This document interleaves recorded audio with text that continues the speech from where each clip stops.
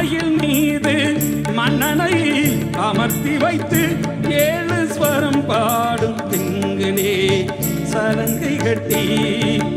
மயில் மீது மன்னனை அமர்த்தி வைத்து 7 ஸ்வரம் பாடும் திங்களே சலங்கை கட்டி.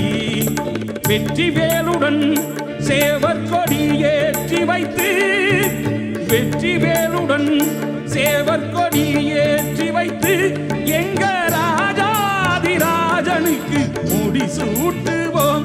எங்க ராஜாதிராஜனுக்கு முடி சூட்டுவோம். சந்தனம் மணக்குது, கற்பூரம் ஜொலிக்குது.